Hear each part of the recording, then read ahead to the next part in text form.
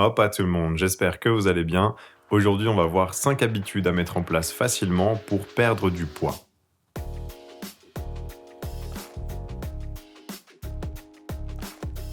La première habitude que vous pouvez mettre en place, c'est le fait de bien contrôler la quantité de matière grasse que vous ajoutez à la cuisson. Parce qu'en fait, quand on prend juste une bouteille d'huile par exemple et qu'on met un filet dans une poêle, on n'a aucune idée de la quantité de calories qu'on a mis dans cette poêle. Étant donné que les matières grasses sont les aliments les plus denses caloriquement parlant, on peut vite rajouter 100-200 kcal dans sa journée juste par les huiles de cuisson. Donc ce que je vous recommande de faire, c'est d'utiliser une cuillère à soupe pour doser la quantité d'huile que l'on va mettre. Une cuillère à soupe, ça va à peu près correspondre à 120 kcal pour de l'huile d'olive. Je le rappelle, il ne faut pas complètement supprimer les matières grasses de l'alimentation parce qu'elles sont nécessaires pour la bonne santé du corps et la bonne santé de nos hormones. En revanche, quand on est en période de perte de poids, il faut faire un peu attention à ça.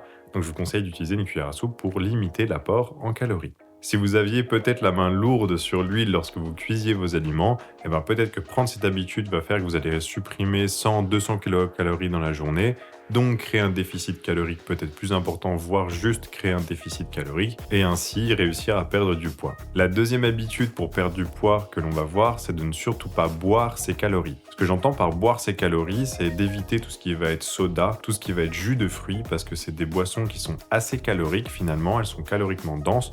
Par exemple, une petite bouteille de Coca-Cola va représenter 140 kcal et c'est en plus uniquement du sucre. Et c'est des calories qui sont évitables sur la journée. Si on cherche à perdre du poids, on doit être en déficit calorique, donc limiter son apport.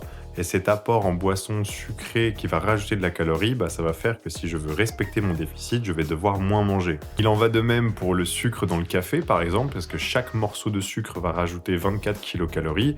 Si vous buvez 3 à 4 cafés par jour, ça peut faire 75-100 kcal en plus sur la journée. Pour tout ce qui est soda, il y a souvent des versions zéro qui sont proposées par les industriels. C'est pas des boissons que je peux vous recommander de consommer au quotidien parce que évidemment, elles sont blindées d'additifs et de produits chimiques. Par contre, si ça peut vous permettre de respecter votre diète, un Coca zéro, une boisson zéro, un 7-Up zéro, donc peu importe la marque, mais en tout cas, ça peut être un joker les jours où vous avez envie de vous faire un petit plaisir. Pour le café, désolé si vous n'aimez pas votre café sans le sucre, mais il va falloir en limiter peut-être aussi l'apport. Vraiment, ne pas boire ses calories, c'est important parce qu'en plus, c'est des calories qui n'apportent aucune satiété, donc on aura quand même tendance à bien manger derrière et en s'ajoutant quelques centaines de kilocalories à chaque fois, ça a un grand impact sur le long terme. Ça a été aussi observé par plusieurs études que lorsque l'on supprime ces produits sucrés, ces boissons sucrées de notre alimentation, on va avoir une meilleure perte de poids, une baisse de l'IMC, et on a constaté ça autant chez les adolescents que les adultes. Donc pour conclure cette partie, limitez l'apport de boissons sucrées, ça va grandement aider à votre perte de poids. La troisième habitude que l'on peut mettre en place pour perdre du poids,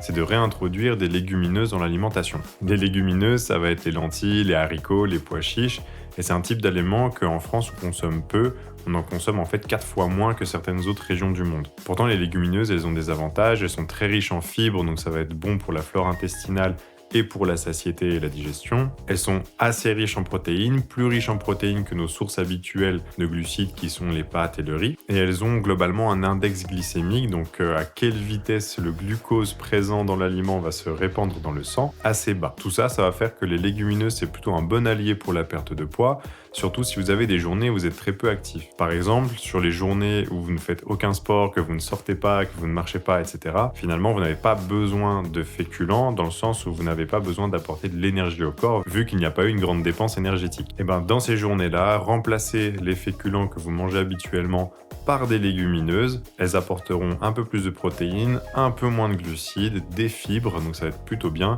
Et même si on est très proche au niveau des calories, par exemple pour 100 g de riz cuit ou 100 g de pâtes cuites, les kilocalories des aliments vont être assez semblables par rapport aux lentilles ou aux haricots. En revanche, vu que l'index glycémique est bas et que globalement il y a moins de glucides dans l'aliment, on va avoir une sécrétion d'insuline qui va être moins haute. Et du fait d'avoir une sécrétion d'insuline moins haute, on va avoir des bénéfices pour la perte de poids. Je ne vais pas expliquer l'entièreté du processus physiologique derrière aujourd'hui, parce que je suis en train d'écrire une vidéo sur l'insuline. Habitude facile à mettre en place.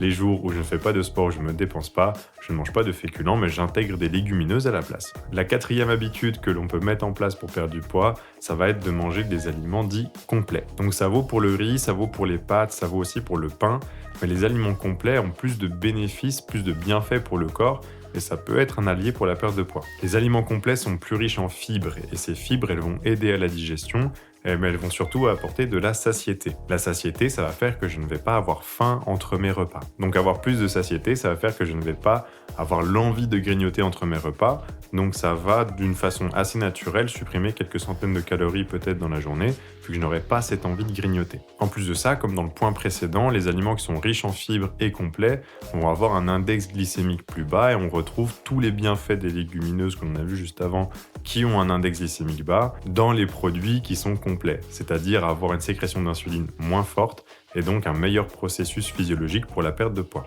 En plus, les aliments complets en général subissent moins de transformations dans leur processus de production, donc globalement il y aura moins d'additifs, il y aura moins de dégradation du produit lors de la production et ça va être mieux pour le corps d'une façon générale pour sa santé. On a plusieurs études qui ont montré qu'avoir des aliments complets va aider à la perte de poids et à la perte de graisse notamment, dont une qui s'affiche à l'écran maintenant et qui a associé une alimentation plus riche en produits complets et une perte de la graisse viscérale, c'est-à-dire la graisse qui est sur nos organes et qui est très néfaste pour le corps. Pour conclure, les aliments complets vont apporter plus de satiété, donc moins d'envie de grignotage, et en plus de ça, du fait de leur index glycémique plutôt bas, on aura un pic d'insuline qui sera inférieur à des aliments non complets, et donc du coup on aura un processus physiologique plus adapté pour la perte de poids. La 5e habitude que vous pouvez mettre en place pour perdre du poids, c'est de ne pas avoir un cheat meal systématique le week-end. J'entends souvent des personnes qui me disent que la semaine ils font attention et qu'ils font un déficit calorique, par contre le week-end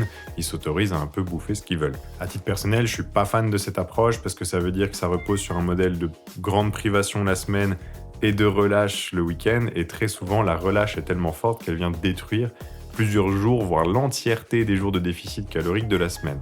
Donc si votre motivation à tenir votre diète, c'est de savoir que le week-end, vous allez soit vous mettre une mine avec les copains, ou alors manger quelque chose de gargantuesque, c'est que votre modèle, votre façon de perdre du poids n'est pas bien calibrée.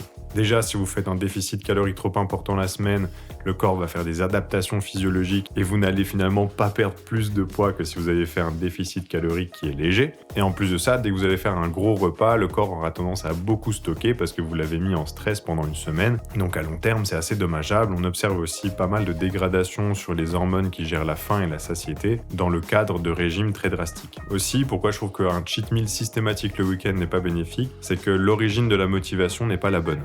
En fait, un cheat meal, c'est pas mal en soi, mais c'est juste qu'il ne faut pas qu'il soit systématique, il ne faut pas qu'il ne soit prévu. Mieux vaut faire attention tous les jours et pas prendre en compte les week-ends, etc. Et par contre, s'il y a une sortie entre amis qui se profile et qui n'était pas prévue, ben là, on se prend pas la tête, je mange en ville ce que je peux trouver, et puis voilà, que d'avoir ce côté systématique du cheat meal. Mais rentrer dans une logique de privation de la semaine pour pouvoir faire un cheat meal le week-end, malheureusement, ça peut conduire dans les cas les plus extrêmes à des troubles du comportement alimentaire, et là encore, j'écris une vidéo là-dessus actuellement, et ça touche beaucoup plus de personnes qu'on ne le croit. Un cheat meal, surtout un cheat meal où il y a de l'alcool, va avoir un impact sur votre humeur, sur votre microbiote pendant plusieurs jours, voire semaines, et ça peut détruire les résultats tellement durs à acquérir lors de la semaine. Donc s'il arrive, c'est pas très grave, faut juste que ça soit exceptionnel dans un cadre social, plutôt qu'un rendez-vous systématique du week-end.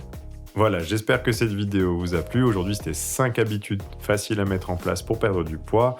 N'hésite pas à t'abonner, à commenter, à liker la vidéo si elle t'a plu. En tout cas, moi, je vous dis à la prochaine. Salut!